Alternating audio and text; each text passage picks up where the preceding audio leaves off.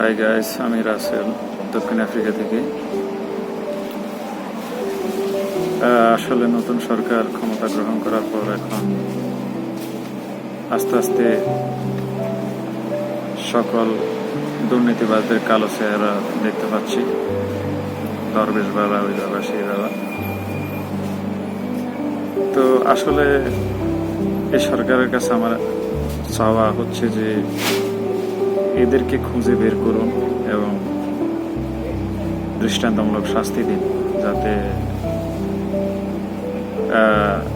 ভবিষ্যতে এদের দেখে আর কেউ উৎসাহিত না হতে পারে আমাদের দেশে। দেশটা দুর্নীতির সর্বোচ্চ পর্যায়ে পৌঁছে দিয়েছিল তারা, লুটপাট করে। কানাডার বেগমপাড়া, মালয়েশিয়া, দুবাই, সিঙ্গাপুর, বিভিন্ন দেশে তাদের বাড়িঘর, হাজার হাজার কোটি টাকা লুটপাট। অথচ এগুলো জনগণের টাকা, কষ্টের টাকা।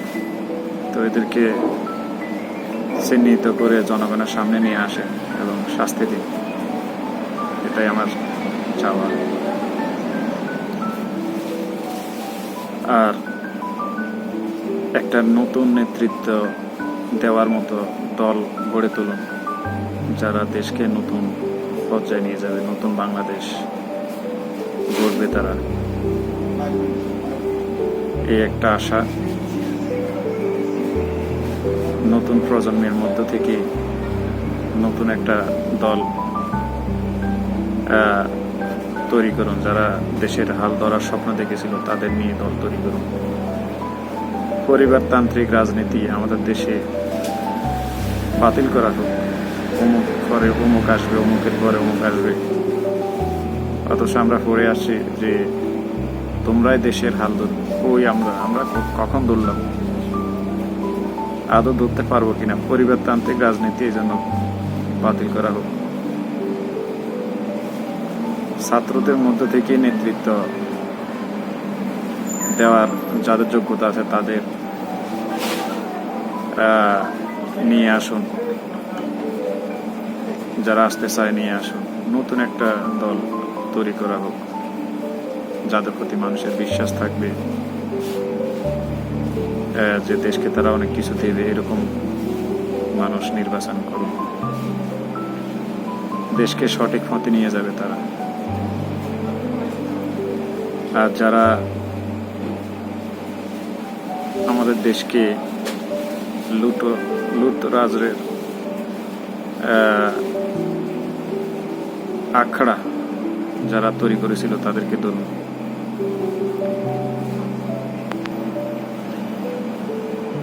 কিছু মিডিয়া ছিল যারা সবসময় হলুদ সাংবাদিকতা করতো আর কি। এসব মিডিয়া বন্ধ করা হোক এবং এসব তাদের সম্প্রচার বন্ধ করা হোক। এটা আমার চাওয়া এবং জনগণেরও চাওয়া আমি মনে করি। এরা সঠিক নিউজ দিত না মানুষের কাছে, সবসময় আসল নিউজ যেটা সেটা হাইড করে রাখতো আর কি। তো এদেরকে এদের সম্প্রচার বা এদেরকে চাকরি থেকে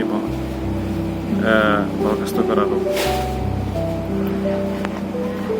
যারা হাজার হাজার কোটি টাকা বাইরে ফাঁসা করছে, অমুকের স্ত্রীর নামে, অমুকের ছেলের নামে, অমুকের বউয়ের নামে, শ্বশুরের নামে, শাশুড়ির নামে